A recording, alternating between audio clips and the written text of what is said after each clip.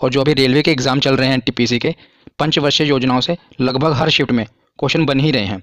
तो मैंने इस टॉपिक से जितने भी ऑब्जेक्टिव टाइप के क्वेश्चन बनते हैं सभी को इस वीडियो में कवर किया है। तो ये वीडियो आपके लिए काफ़ी हेल्पफुल होने वाली है। आप इस पूरे वीडियो को एंड तक जरूर देखें, और अगर आपको एंड में लगे कि आज आपने कुछ नया सीखा तो इस चैनल को सब्सक्राइब करके बेल आइकन जरूर प्रेस करें। तो चलिए बिना देरी किए हुए वीडियो को शुरू करते हैं। और अब हम समझते हैं पंचवर्षीय योजनाओं के बारे में। तो वीडियो को शुरू करने से पहले मैं बता देता हूं कि आज हम क्या क्या कवर करेंगे। तो पहले तो मैं आपको ये टेबल के बारे में बताऊंगा, क्योंकि डायरेक्ट इससे एक नंबर का क्वेश्चन पूछ लिया जाएगा कि तीसरी पंचवर्षीय योजना बताइए कब से कब तक की थी। एक नंबर का क्वेश्चन इससे पूछा ही जाता है, और मैं आपको इसे रटाऊंगा नहीं, याद करने का तरीका बताऊंगा जिससे आप इजीली इसे याद कर लेंगे। और उसके बाद हम डिटेल वाइज पढ़ेंगे कि कौन सी पंचवर्षीय योजना का उद्देश्य क्या था, क्या क्या उसमें काम हुए, सभी कुछ जो भी ऑब्जेक्टिव टाइप के क्वेश्चन बनते हैं मैंने सभी इसमें कवर किए हैं। तो चलिए सबसे पहले टेबल को समझते हैं। तो पंचवर्षीय योजना जैसे कि नाम से क्लियर है कि पंचवर्षीय योजनाएं आपको पता होगा 5 साल की होगी। आपको सबसे पहले तो ये याद रखना है कि शुरू हुई कब से हुई और कब खत्म हुई। तो 1951 से शुरू हुई थी पंचवर्षीय योजना, और कब तक की थी आखिरी 2017। उसके बाद आपको पता है कि नीति आयोग आ गया, मैं आपको उसके आगे बताऊंगा, उसके चर्चा बाद में करूंगा। पहले पंचवर्षीय योजनाओं के बारे में पढ़ते हैं। तो कई लोग क्या करते हैं, इसे याद करना शुरू कर देते हैं कि 1951 से 56, फिर 56 से 61। हमें ऐसा नहीं याद करना, हमें ये देखना है कि देखिए आपको ये याद होना चाहिए कि कितनी टोटल योजनाएं थी पंचवर्षीय। 12 योजनाएं थी। आप देख रहे हैं ना, पहली दूसरी तीसरी से लेकर 12 पंचवर्षीय योजना बनी थी। उसमें आप ये देख रहे हैं कि 3 साल के मैंने गैप दिए हुए हैं, 1 2 और ये 3 गैप हैं इसमें। ये 3 गैप इसलिए हैं कि किसी कारणवश इन सालों में पंचवर्षीय योजना नहीं बनी थी और वार्षिक योजनाएं बनी थी। जिस कारण ये आप हाईलाइट भी मैंने कर दिया है। इसे आप याद रखेंगे ना, बाकी आप कवर कर लेंगे। तो इसे याद कैसे रखना है मैं आपको बताता हूँ। देखिए सबसे पहले वार्षिक योजना बनी थी जिसे योजना अवकाश का नाम दिया गया 1966 से लेकर 1969 तक। किस कारणवश ये मैं आपको आगे बताऊंगा, पर अभी अब हमको ये याद करना है कि टेबल कैसे याद करना है। तो 1966 से 69 तक जिसे योजना अवकाश का नाम दिया गया, ये 3 साल तक की वार्षिक योजना बनी थी। और ठीक उसके 12 साल बाद, याद करने का तरीका कि हाँ हम कैसे याद करेंगे, ठीक उसके 12 साल बाद फिर योजना अवकाश लिया गया और वार्षिक योजनाएं चलाई गई। फिर ठीक उसके 12 साल बाद आप देख रहे हैं ना, 1966 में अगर आप 12 ऐड करेंगे तो 1978 आएगा। फिर 1978 में फिर आप 12 ऐड करेंगे तो 1990 आएगा। तो 3 बार योजना अवकाश लिया गया, और इससे काफ़ी बार क्वेश्चन पूछा गया कि पहला योजना अवकाश कब लिया गया, दूसरा योजना अवकाश कब लिया गया और तीसरा योजना अवकाश कब लिया गया। बस आपको पहला याद होना चाहिए 1966। आप सीधा उसमें 12 ऐड करेंगे तो 1978 आ जाएगा, तब दूसरा योजना अवकाश लिया गया। अवकाश समझ रहे हैं ना कि पंचवर्षीय योजना को छोड़कर वार्षिक योजना चलाई गई जिसे योजना अवकाश का नाम दिया गया। फिर 1978 में 12 आप ऐड कर देंगे तो 1990 आ गया। बस ये आप याद रखना है कि पहला जो योजना अवकाश था ये 3 सालों के लिए था, दूसरा 2 सालों के लिए था, और तीसरा भी 2 सालों का। बस पहले ही जो था वो 3 सालों के लिए था, और 3 ही योजना अवकाश थे, और 12-12 साल के बाद योजना अवकाश लिए गए। अब देखिए आप टेबल कैसे इजीली याद करते हैं। आपको 3 गैप पता लगे, पहली और दूसरी और तीसरी तो आपको इजीली याद हो जाएंगे। 5-5 साल के थे। देखो पहले 1951 से 56, दूसरा भी 56 से 61, और तीसरा 61 से 66, 5-5 साल के। तीसरे के बाद गैप लिया गया। ये क्यों लिया गया मैंने पहले भी आपको बताया, आगे मैं बताऊंगा। तो 3 साल का योजना अवकाश था। अब इसके बाद आपको सीधा याद होना चाहिए, इसके बाद +12 1978 में ही योजना अवकाश होगा, और उसके बीच में लगातार योजनाएं चलेंगी, दो बार लगातार, चौथी पाँचवीं आपको याद हो ही जाएगा। 1969 74, फिर 74 से 78, फिर 1978 से 12 साल ऐड करेंगे तो 1990 आएगा। तो जो तीसरा और आखिरी योजना अवकाश था 1990 में, उसके बीच में भी 2 योजनाएं चली थी, एक 6वीं और 7वीं, 5-5 साल के बाद। और तीसरे योजना अवकाश के बाद लगातार पंचवर्षीय योजनाएं चली थी, 8वीं 9वीं 10वीं 11वीं 12वीं। तो अगर हम गैप को याद कर लेते हैं तो ईजिली हम पूरे टेबल को याद कर लेते हैं, ठीक है ना। तो चलिए आगे अब हम देखते हैं टेबल के बाद। जैसे मैंने योजना अवकाश के बारे में बता दिया, अब हम पढ़ते हैं योजना आयोग के बारे में, क्योंकि जो पंचवर्षीय योजनाएं थी इसे लागू कौन करेगा, कोई ना कोई तो बॉडी होनी चाहिए ना। तो योजना आयोग बनाया गया। तो इससे क्या प्रश्न बनता है कि योजना आयोग का गठन, डायरेक्ट क्वेश्चन पूछा जाता है 1 नंबर का कि योजना आयोग का गठन कब किया गया। तो योजना आयोग का गठन 15 मार्च 1950 ईस्वी को किया गया, और जो भारत के प्रधानमंत्री होते हैं वही इसके अध्यक्ष होते हैं। तो जब भारत आज़ाद हुआ तो भारत के पहले प्रधानमंत्री कौन थे, पंडित जवाहरलाल नेहरू। तो वही उस समय इसके पहले अध्यक्ष बने थे। और इसके उपाध्यक्ष कौन थे पहले, ये भी पूछा गया क्वेश्चन। तो गुलजारी लाल नंदा थे। ये भी एनटीपीसी के एक शिफ्ट में क्वेश्चन पूछा गया था कि योजना आयोग के उपाध्यक्ष कौन थे। तो याद रखिएगा गुलजारी लाल नंदा जी उसके उपाध्यक्ष थे। लेकिन जो योजना आयोग बनाई गई, सरकार ने योजना आयोग तो बना दी पंचवर्षीय योजनाएं लागू करने के लिए, लेकिन इसको एग्जीक्यूट हो रहा है अच्छी तरह से कि नहीं, जो पैसा सरकार लगा रही है सही तरह से इसका इस्तेमाल हो रहा है कि नहीं, इसके कोई गवर्निंग बॉडी नहीं थी। तो उसके एग्जीक्यूशन के लिए एक बॉडी बनाई गई जो ये देखे कि जो पंचवर्षीय योजनाएं हैं ये सही तरह चल रही हैं कि नहीं, जो पैसा पहुंचाया जा रहा है जनता तक पहुंच रहा है कि नहीं।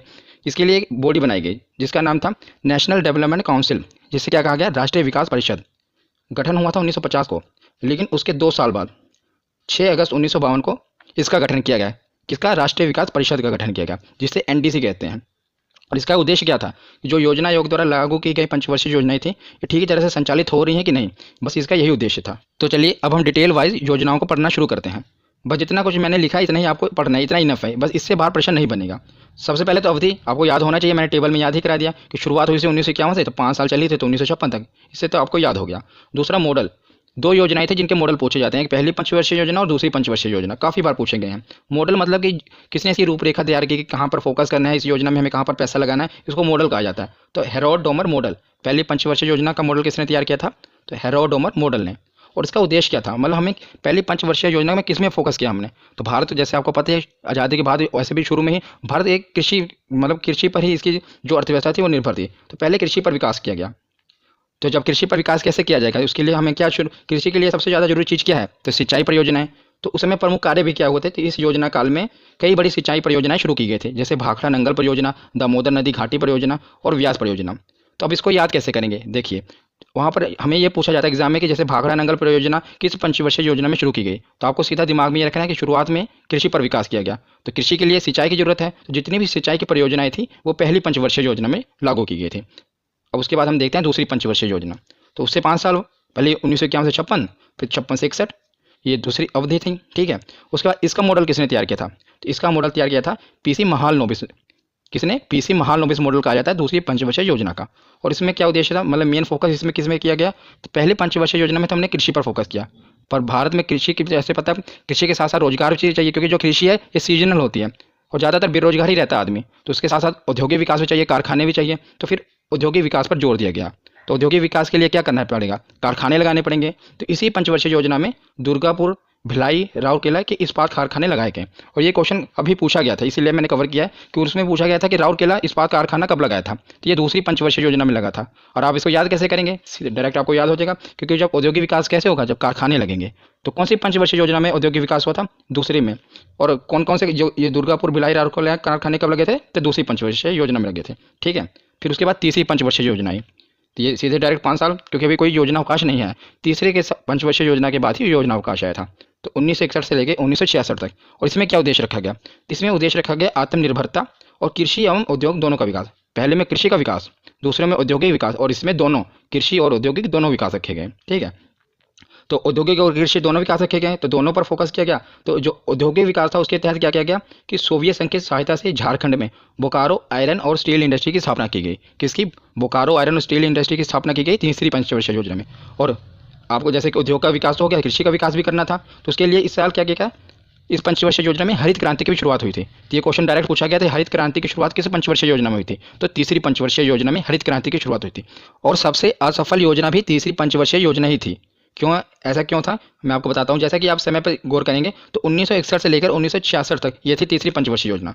आपको पता होगा कि 1962 में भारत का जो चीन से युद्ध हुआ, तो एक युद्ध हुआ है भारत का चीन से, उसके बाद 1965 में फिर पाकिस्तान ने भारत पे हमला कर दिया, तो फिर भारत का पाकिस्तान से युद्ध हुआ, और पाकिस्तान को आपको पता ही है, बाकी तो इतिहास ही है। और उसके बाद 1966 में सूखा भी पड़ गया, मतलब कंगाली में आटा गीला। पहले तो 2 युद्ध भारत ने झेले, और उसके बाद 1965 में सूखा, भयंकर सूखा पड़ा था, जिस कारण ये जो योजना थी ये सबसे असफल योजना थी। मतलब जो भी टारगेट रखा था भारत ने इस पंचवर्षीय योजना में कि हम इतनी GDP को हासिल करेंगे, उतना उससे आधी हासिल हुई थी, ठीक है ना। तो सबसे असफल योजना कौन सी थी, तीसरी पंचवर्षीय योजना। और कारण आपको पता लग गया कि उसमें भारत का चाइना से युद्ध हुआ, फिर पाकिस्तान का युद्ध हुआ, फिर सूखा पड़ गया। इसी कारण था जो मैंने आपको बताया था ना कि योजना अवकाश क्यों लेना पड़ा, इसी कारण, क्योंकि इतना कुछ होने के बाद जो भारत की जो अर्थव्यवस्था थी ये पटरी से उतर चुकी थी। इसके लिए अब क्या किया गया कि हम पंचवर्षीय योजना नहीं बनाएंगे, हम वार्षिक योजना चलाएंगे, ताकि जो भारत की अर्थव्यवस्था पहले इसको पटरी पर लाया जाए, फिर हम रखेंगे टारगेट। इसलिए 3 साल की वार्षिक योजनाएं बनाएगी, जिसे योजना अवकाश का नाम दिया गया। इसीलिए लिखा मैंने कि तीसरी पंचवर्षीय योजना के विफल होने के कारण इसे रोक दिया गया और 3 वर्षों की अवधि के लिए वार्षिक योजना चलाई गई। अब उसके बाद फिर लगातार चलेगी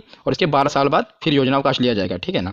तो चौथी पंचवर्षीय योजना, अब इसमें कोई मॉडल हमने याद नहीं रखना, बस इसका अवधि आपको याद रखनी है 1969 से 74।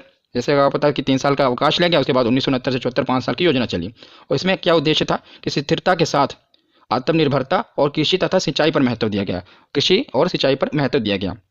सबसे इंपॉर्टेंट है इसमें कि इसी योजना में भारत की कृषि वृद्धि दर सबसे अधिक रही थी। मतलब जितनी भी पंचवर्षीय योजना बनी थी, सबसे अधिक कृषि दर किस पंचवर्षीय योजना में थी, तो याद रखिएगा चौथी पंचवर्षीय योजना में। और इसमें प्रमुख कार्य क्या हुए थे, तो 14 बैंकों का राष्ट्रीयकरण हुआ था, ये काफ़ी इंपॉर्टेंट है।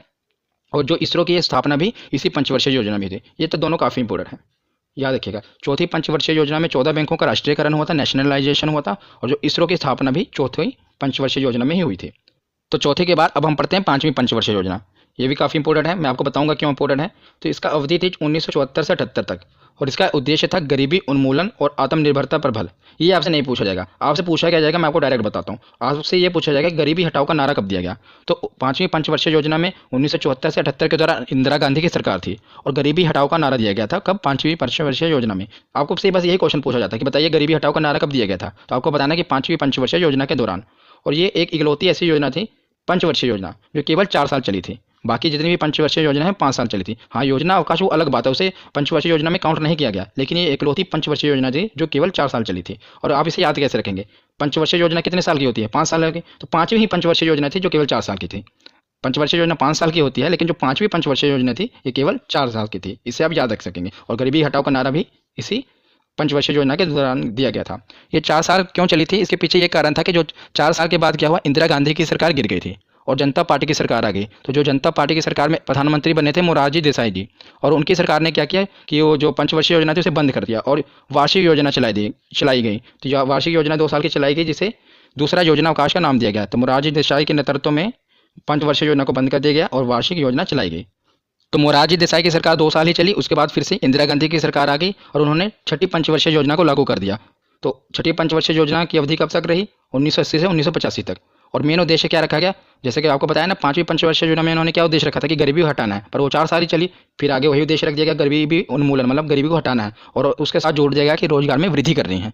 तो रोजगार में वृद्धि कैसे होगी कि हमारे जैसे भारत की जो अर्थव्यवस्था थी कृषि पर आधारित थी, तो ज़्यादा से ज़्यादा कृषि को लोन देने के लिए, तो इसीलिए उस साल क्या किया गया, नाबार्ड की स्थापना की गई। और यही क्वेश्चन पूछा जाता है कि नाबार्ड की स्थापना किस पंचवर्षीय योजना में की गई थी, तो छठी पंचवर्षीय योजना में की गई थी।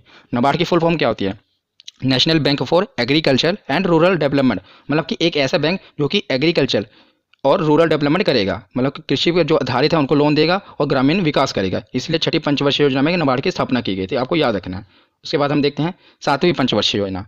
तो ये सातवीं पंचवर्षीय उसने 5 साल बाद 1985 से 90, और इसका उद्देश्य क्या था, रोजगार, शिक्षा तथा जन स्वास्थ्य का विकास।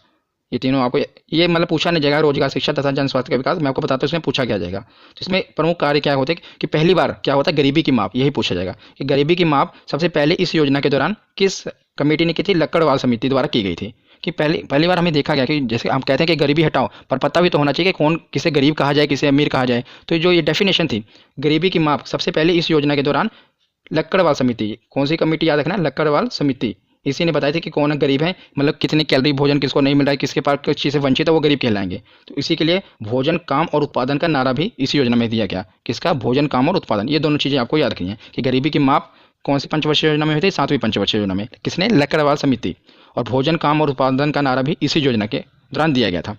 और इसके बाद तीसरा योजना अवकाश ले लिया गया। तीसरा योजना अवकाश क्यों लिया गया, क्योंकि जो 1990 से 1992 के दौरान भारत आर्थिक संकट से जूझ रहा था, इसी कारण वार्षिक योजना फिर से चलाई गई, क्योंकि ताकि जो भारत की अर्थव्यवस्था से थी वो फिर से पटरी पर आ सके, इसलिए फिर से वार्षिक योजना चलाई गई। और ये तीसरी और आखिरी योजना अवकाश था। उसके बाद फिर से लगातार पंचवर्षीय योजना ही चली थी। फिर आगे देखते हैं आठवीं पंचवर्षीय योजना। इसकी अवधि थी 1992 से 97, और उद्देश्य क्या था कि मानव संसाधन का विकास। सबसे जरूरी चीज़ क्या होती है, ह्यूमन डेवलपमेंट। तो मानव संसाधन का विकास किया जाए, और इसके लिए क्या किया गया कि प्रधानमंत्री रोजगार योजना चलाई गई। तो ये सबसे इंपॉर्टेंट है, ये 1993 ईस्वी में चलाई गई थी, शुरू की गई। ये भी याद रखना कि प्रधानमंत्री रोजगार योजना कब शुरू की गई, तो ये आठवीं पंचवर्षीय योजना में शुरू की गई थी 1993 ईस्वी को, ठीक है ना। उसके बाद हम देखते हैं ये 9वीं और 10वीं पंचवर्षीय योजना, इसे एक साथ कवर कर लेते हैं क्योंकि इससे ज़्यादा कुछ पूछा नहीं जाता, पर फिर भी आप इसे कवर कर लें। 10वीं पंचवर्षीय योजना से पूछा जाता है, पहले हम 9वीं को देखते हैं। तो 9वीं पंचवर्षीय योजना, उसके 5 साल 1997 से 2002। इसका उद्देश्य क्या क्या रखा गया कि न्यायपूर्ण वितरण एवं समानता के साथ विकास। न्यायपूर्ण वितरण मतलब कि जो भी हम सरकार दे रही है पैसा, वो न्यायपूर्ण सही तरह से जाए और समानता के साथ विकास, ठीक है ना।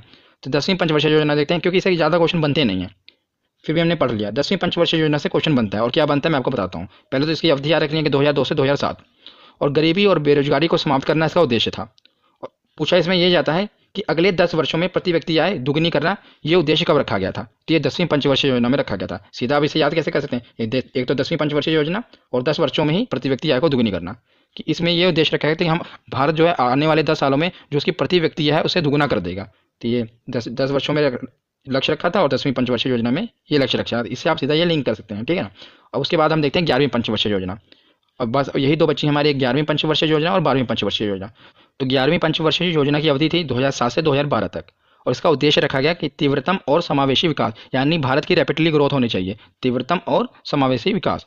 और आखिरी योजना है 12वीं पंचवर्षीय योजना, और काफ़ी इंपॉर्टेंट है क्योंकि ये पूछी जाती है कि 12वीं पंचवर्षीय योजना कब से कब तक की थी। तो आप इसे सीधा याद रख सकते हैं कि 2012 से 17। कैसे? ये तो ये 12वीं पंचवर्षीय योजना शुरू भी 2012 में हुई थी, सीधे आप याद रख लेंगे 2012 में कौन सी योजना शुरू हुई थी, तो 12वीं पंचवर्षीय योजना, और 5 साल ऐड कर देंगे तो 2012 से 17 इसकी अवधि सीधे डायरेक्ट निकल जाएगी। और इसका उद्देश्य क्या था? वही पुराना, तीव्र और समावेशी, पर साथ में जोड़ा क्या गया? सतत विकास। सतत विकास क्या कि उस दौरान यूएनओ की मीटिंग हुई थी और जितनी भी डेवलपिंग कंट्री थी उनके साथ उन्होंने कुछ 17 पॉइंट दिए थे। सतत विकास के अंदर 17 पॉइंट आते हैं, जैसे गरीबी मिटाओ, भूखमरी दूर करना, ये सब कुछ 17 पॉइंट थे जिससे फोकस करना था। तो भारत ने इसे अपने पंचवर्षीय योजना में जोड़ लिया कि हम भी ये सतत विकास जो है फॉलो करेंगे, और ये जो 17 पॉइंट है इन्हें प्रॉपर फॉलो करेंगे, ठीक है ना। तो 12वीं पंचवर्षीय योजना का उद्देश्य क्या था? तीव्र, समावेशी और सतत विकास। उसके बाद क्या हुआ कि 1 जनवरी 2015 को, जैसा कि आप जानते हैं कि मंत्रिमंडल के एक प्रस्ताव से योजना आयोग, जो ये प्लानिंग कमीशन था, इसकी जगह एक नई संस्था आई जिसे नीति आयोग का नाम दिया। अब वही नीति आयोग है जिसके दौरान ये सरकार हमारी काम कर रही है। तो अब पंचवर्षीय जो प्लानिंग कमीशन था उसे खत्म कर दिया गया और 2015 में ही नीति आयोग का गठन कर दिया गया। तो आज की ये वीडियो यहीं पर खत्म होती है। आशा करता हूँ आपको अच्छी लगी होगी। धन्यवाद।